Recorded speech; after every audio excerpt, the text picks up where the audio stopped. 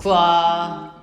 이번에는 9월 모의고사 편인데요. 이제 수능이 얼마 남지 않았죠? 네, 그래서 저희 희아띠랑이 9월 모의고사에 대해서 한번 얘기를 해볼까 합니다.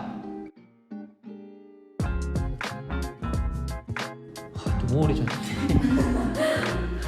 저는 9월 모의고사를 현역 때는 좀 많이 못 봤었어요. 4, 3, 뭐 어쨌든 그쪽 라인으로 이렇게 딱 봤어가지고 당연히 이제 재수를 했는데, 재수를 이제 할 때는 9월 모의고사를 좀 꽤 잘 봤어요. 뭐 거의 한 1, 2, 1, 2 뭐 이런 식으로 다 봤었었는데 막상 또 수능이랑은 좀 많이 다르더라고요. 9월 모의고사 저는 수능보다 잘 봤어요. 항상 잘 봤을 때 멘탈이 더 조심하라고 그런 얘기를 많이 하잖아요. 진짜 저도 동감하는 게, 분명히 평가원이 낸 9월 모의고사니까 9월 모의고사 자체에 대한 신뢰도가 높잖아요. 그런 상황에서 잘 보다 보니까 사실 안일해지더라고요, 사람이. 저는 6월 모의고사는 괜찮게 봤었는데 9월 모의고사는 아니랬던 탓인지 좀 못 봤어요. 솔직히 얘기하면 약간 수능 망했다 이런 생각이 먼저 들었던 것 같아요.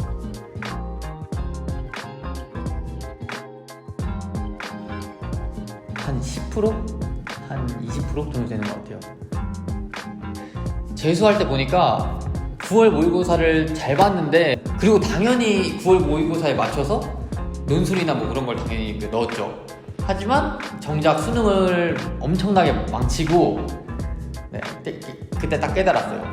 9월 모의고사랑은 수능이랑은 별로 그렇게 큰 연관성은 없구나. 저는 그렇게 딱히 막 엄청 수능에 영향을 많이 미친다 그렇게 느낌을 못 받았어요.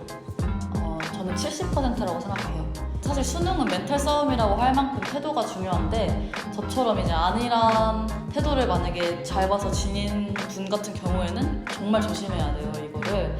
그래서 그런 경우에 사실 대비하라는 의미로 70%라고 말씀을 드리고 싶어요.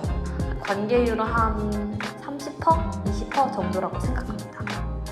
저 같은 경우에는 이제 나쁜 측에서 얘기하면, 저는 9월 모의고사 전부터 끝까지 한국사가 절평이잖아요.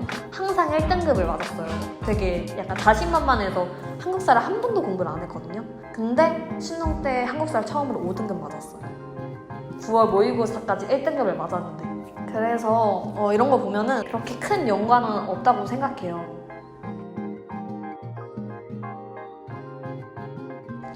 저는 9월 모의고사를 딱 보고 9월 모의고사가 좀 잘 나왔다 보니까 수능까지 뭐 이대로만 조금씩 하고 나는 이제부터는 논술 준비를 해야겠다라는 생각을 좀 많이 했어요. 9월 때부터는 학교마다 최저는 다 마쳤고 이제 논술만 준비를 좀 하면 대학교는 어느 정도 들어갈 수 있겠다라고 생각을 했는데, 그렇게 생각하면 안 됐던 것 같아요. 제 생각에는 좀 9월 모의고사를 잘 봤더라도 그 잘 본 만큼 그만큼 더 노력을 해야 수능을 좀 잘 볼 수 있는 것 같아요.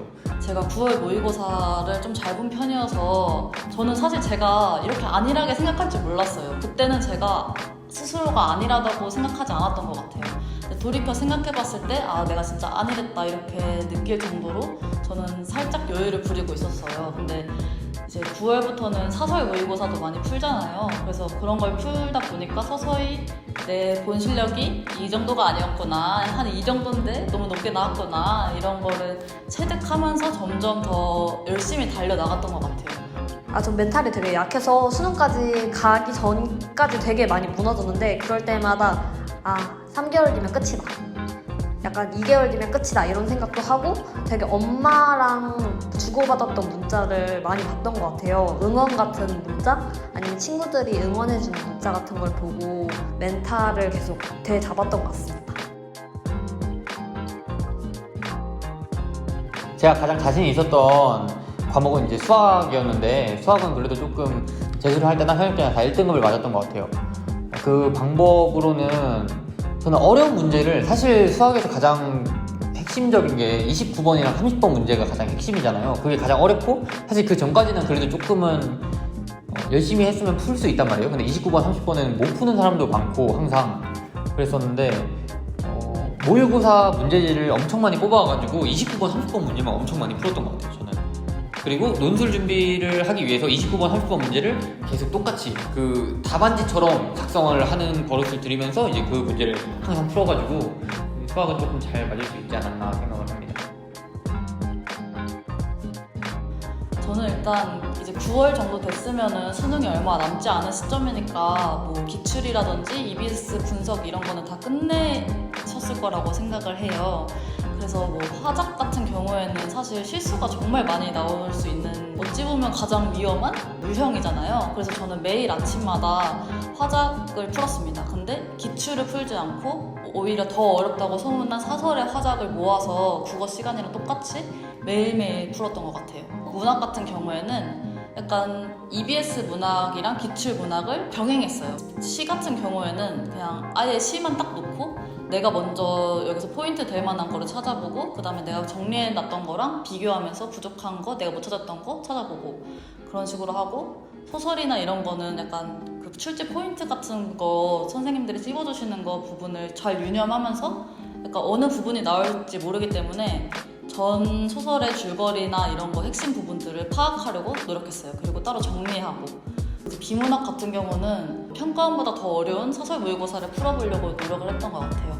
그래서 정말 읽기에도 난해한 그런 지문을 계속 덤비려는 노력을 하면서 그렇게 보냈고, 오히려 10월 중순부터 수능 직전까지는 평가원의 논리를 철저하게 따르려고, 이미 많이 풀어봤던 기출문제라 사실 문제를 그냥 풀기만 하면은 저절로 답이 떠오르는 경우가 많잖아요. 그래서 저는 이제 정답을 찾는 게 아니라 왜 오답인지 그거를 시험 시간 안에 풀려고 그 노력을 많이 했던 것 같아요. 제 사탐 공부법 같은 경우에는 일단은 제가 보기 쉽게 정리를 되게 열심히 해놨어요. 한 단원을 볼 때마다 이 단원을 내가 쓰면서 다 외워버리겠다? 이런 마음으로 누구한테 보여줄 수 있을 정도로, 누가 내 정리본을 보여달라고 할 정도로 열심히 하는 그런 게 굉장히 혼자 스스로 뿌듯하면서 제가 만든 노트니까 계속 보면서 외워지게 되더라고요. 제가 또 지구과학을 했었는데 지구과학은 항상 1등급이 나왔어요. 지구과학은 사실 좀 작성검사 그런 느낌이었거든요. 저한테는 하도 문제를 많이 풀어서, 그러니까 쉬는 시간이 날 때마다 지구과학 20문제를 한번 쫙 풀고 그 다음에 쉬는 시간을 끝내고 그런 식으로 계속 지구과학을 풀었어요. 한번 하루에 그러니까 한 4개 모의고사 정도씩 그렇게 하다 보니까 어느 순간 보니까 작성검사처럼 그냥 딱 보면 그냥 답이 보이더라고요. 그런 식으로 계속 문제를 푸는 거를 좀 추천을 드립니다. 지구과학은 많이 푸는 게 정말 정답인 것 같아요. 많이 풀고 오늘 집에 가면서 밤하늘 보면서 아 여기에 북극성이 있으니까 저기에 뭐가 있겠구나 뭐 이런 식으로 생각을 하면서 하면 공부가 좀 잘 됐던 것 같아요.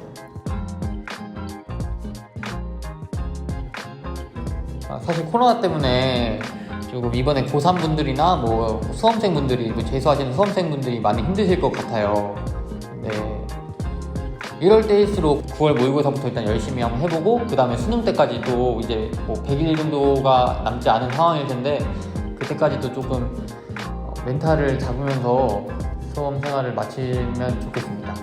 제가 재수 시절의 9월을 생각해보면은 정말 너무 시간이 쏜살같이 빠르게 흘러가더라고요. 그래서 그거에 너무 신경 쓰지 마시고 그냥 하루하루를 최선을 다한다는 느낌으로 나아가다 보면 언젠가 수능이 끝나 있고 언젠가 대학생이 되실 겁니다. 덤덤한 자세로 공부를 열심히 하셔서 좋은 결과 얻으시길 바라겠습니다. 여러분들이 여태까지 해왔던 3년, 짧다면 3년, 그리고 길다면 초등학교 때부터 지금까지 했죠? 그 노력이 제일 최선의 결과로 나왔으면 좋겠습니다. 그대 살아 숨쉬는 한 경희의 이름으로 전진하라! 쿠바!